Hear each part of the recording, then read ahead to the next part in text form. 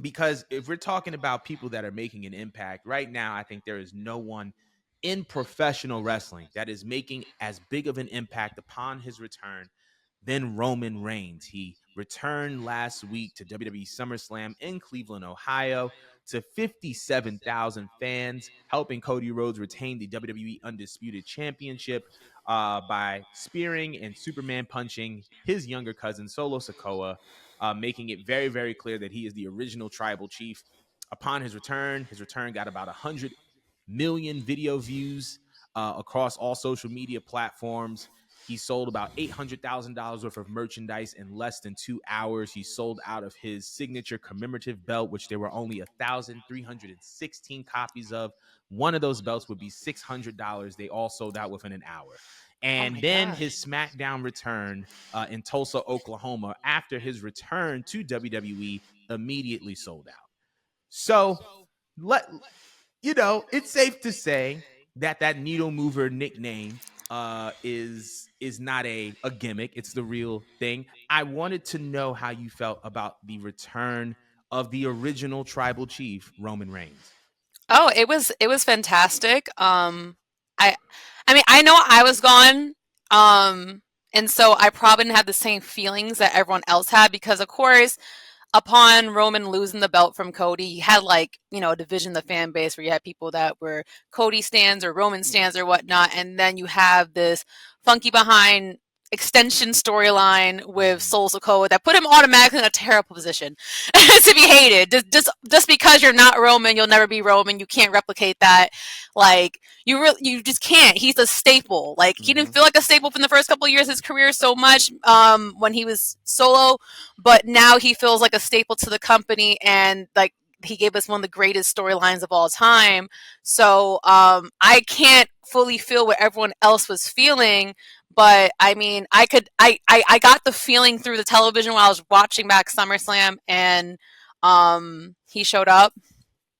I thought it was great. I thought that's the only way you probably could, or the only time you had to try to give him a shift between being a heel to a babyface. That's the only time to execute it. If you didn't do it then, it was not happening at all, but it kind of needs to happen because at that point, where else do you go from here? you know. And I don't see him being a babyface for long.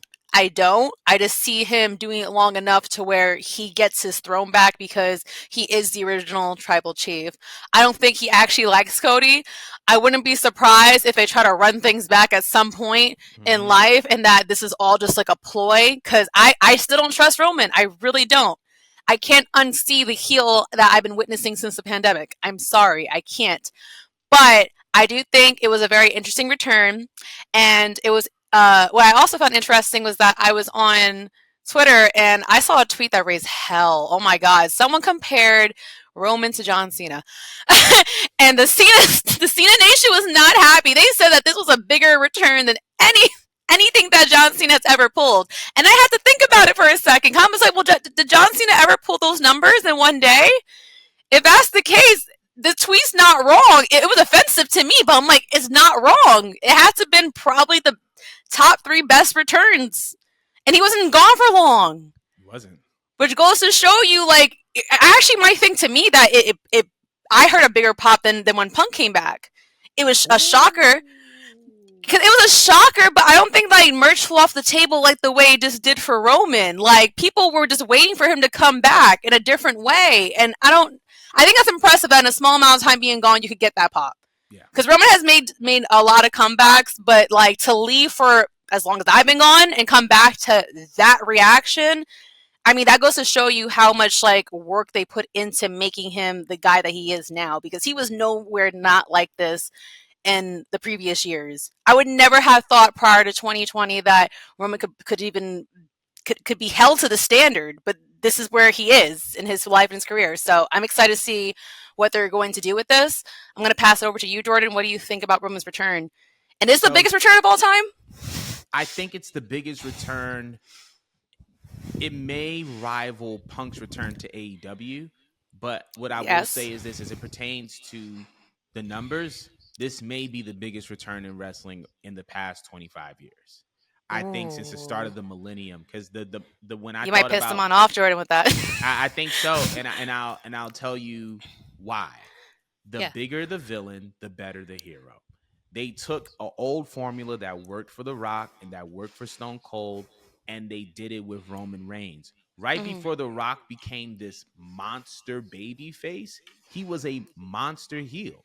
Nation of Domination, Intercontinental Champion, then joined Vince McMahon in the ministry and became this corporate sellout.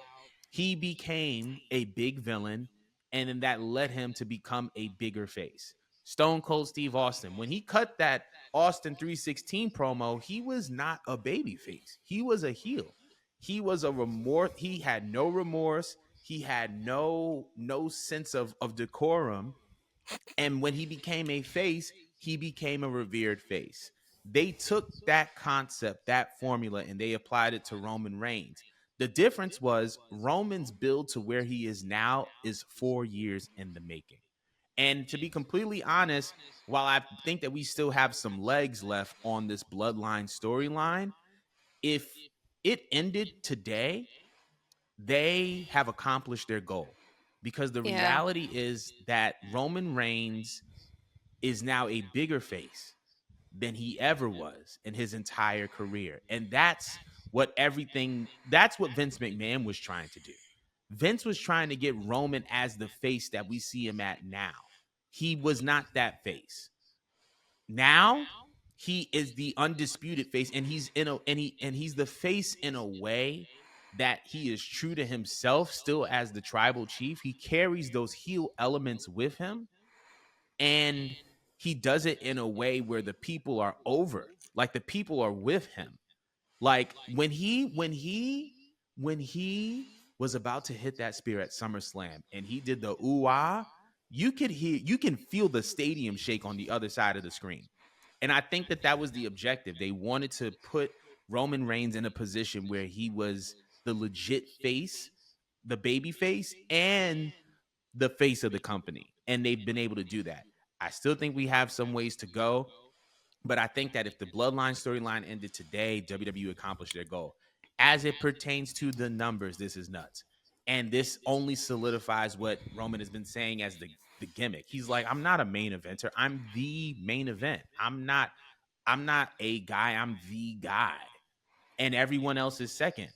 I think that these numbers are the numbers of a tried and true top guy. Period. And we have to consider I don't care who's in what company. I think Roman Reigns is the best wrestler in the world right now.